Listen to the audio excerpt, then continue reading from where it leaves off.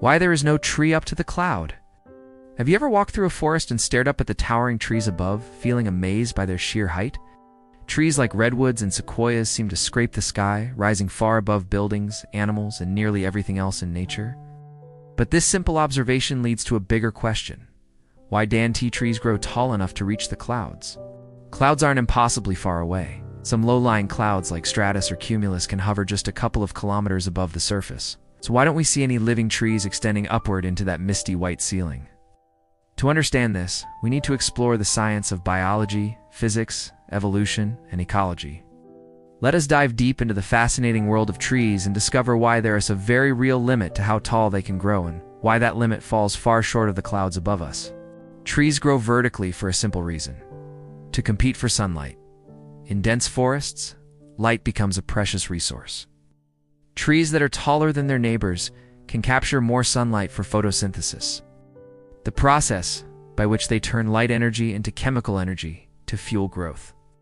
Over time, this evolutionary race has pushed certain species, like the coast, redwood, and mountain ash, to extreme heights. But growth comes with a price.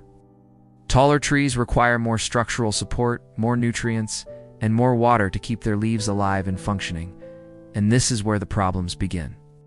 At the core of the issue is how trees transport water. From their roots deep in the soil to their leaves high in the canopy, water must travel vertically against gravity. Trees accomplish this feat using capillary action and transpiration pull. Capillary action is the ability of water to move through narrow tubes without external force due to adhesion and cohesion of water molecules. Transpiration is the evaporation of water from leaf surfaces, which creates a negative pressure in the leaves, drawing more water upward through the xylem. Together, these forces allow trees to act like giant straws, pulling water from the ground to their highest leaves. But this system has its limits. Studies suggest that the maximum height at which water can be effectively transported tops out at around 130 meters. Beyond that, the pressure is simply not enough to overcome the resistance in the tree's vascular system and gravity. Without water, leaves can't perform photosynthesis, and the upper parts of the tree will wither and die. That's one reason we don't see trees stretching endlessly skyward. In fact, Hyperion, the tallest known living trees, already near this physiological ceiling. As trees approach this maximum height, their growth rate slows dramatically.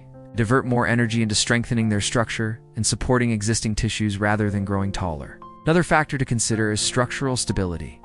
The taller a tree grows, the more stress it experiences from wind, storms, and even its own weight. To withstand these forces, a tree would need to develop a massively thick trunk and an extremely robust root system. The energy required to build and maintain such a structure would be enormous, and it might not provide enough of a benefit in return. For example, let us imagine a hypothetical tree that grows 2,000 meters tall, just tall enough to reach the lowest cloud levels. To support its own weight and remain standing, it would need to have an incredibly wide base, potentially hundreds of meters in diameter. It would also need to channel an enormous amount of water and nutrients over extreme vertical distances. At that point, the energy input required for survival would outweigh the advantage of having access to more sunlight, beyond the limits of water, transport, and structural integrity. There are other environmental challenges that trees would face at great heights. As you ascend higher into the atmosphere, temperatures drop. The air becomes thinner, humidity changes, and exposure to ultraviolet radiation increases. These conditions can be harsh on living tissue, especially the delicate leaf structures that are essential for photosynthesis. In essence, the environment becomes increasingly inhospitable as you go higher. Trees evolve to thrive within a certain range of conditions, mostly near the ground where temperatures are stable, humidity is higher, and nutrients are more accessible. Attempting to grow into the atmosphere would expose them to stressors they are not built to handle. There's also the issue of photosynthetic efficiency.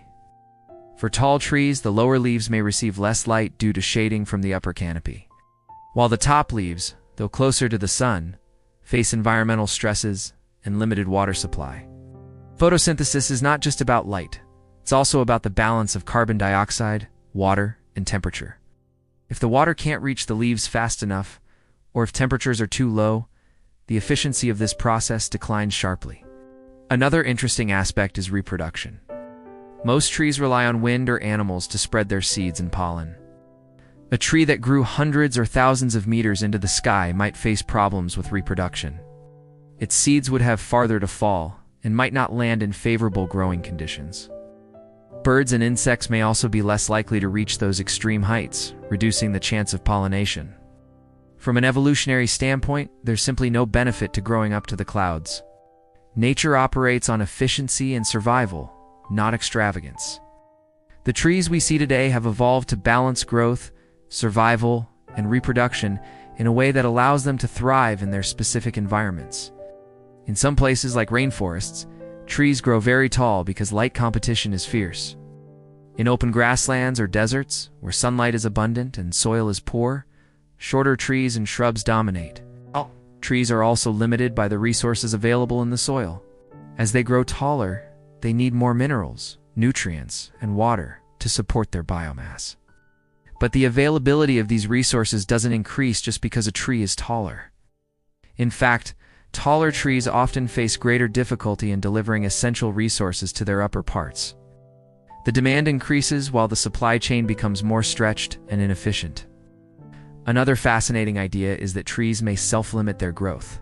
Some research suggests that trees can detect when they are reaching their physiological limits and begin to shift their energy toward reproduction and survival instead of vertical growth.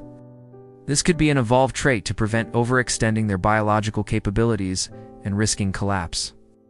So, when we ask why there are no trees growing all the way up to the clouds, we're really asking about the intricate balance of biological, physical, and ecological forces. The answer lies in a perfect storm of constraints: gravity, water transport, structural mechanics, environmental conditions, resource availability, and evolutionary advantage. It's not just that trees can't grow that tall, it's that they don't need to. Nature doesn't waste energy on excess.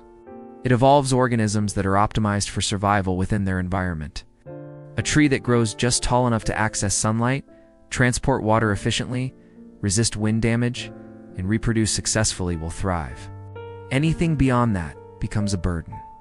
So next time you gaze up at a towering redwood or an ancient oak, remember those trees are already marvels of nature. Height is not a limitation, but a masterpiece of natural engineering.